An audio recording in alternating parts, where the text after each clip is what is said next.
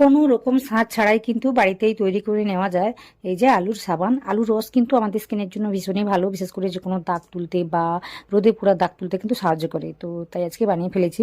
তো এখানে fresh aloe vera gel নিয়েছি 2 চামচের মতো, আপনারা দোকান থেকে কিনেও ওই জেলটা নিতে পারেন।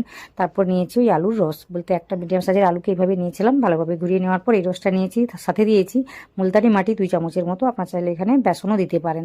তারপর ভালোভাবে মিশিয়ে নিয়েছি। মিশিয়ে নেওয়ার পর এদিকে একটা গ্লিসারিনযুক্ত সোপ বেস নিয়েছি, আমি যে পরিমাণ সাবানটা বানাবো ঠিক ততটাই নিয়েছি। তারপর এইরকম দুটো পাত্র নিয়েছি, তো এইগুলোতেই আজকে সাবান বানাবো। তারপর ডবল বয়লার প্রসেসে এটাকে মেল্ট করে নেওয়ার পর তারপর এই মিশ্রণটা দিয়েছি। আলুর মিশ্রণটা দেওয়ার পর আমি ভিটামিন ই ক্যাপসুল দিয়েছি, আপনারা চাইলে কোকোনাট বলতে নারকেল তেলও দিতে পারেন 1 চামচের মতো, দিয়ে ভালোভাবে মিশিয়ে নেওয়ার পর ওই যে আগে থেকে আমি তেল দিয়ে ব্রাশ করে রেখেছিলাম এই পাত্রগুলোতে এইভাবে ঢেলে দিয়ে আমি 1 ঘন্টার জন্য ছেড়ে দিয়েছিলাম। এতে করে কিন্তু সুন্দরভাবে সেট হয়ে গিয়েছে। তো দেখতেই পাচ্ছেন কতটা সহজ এই সাবান বানানো।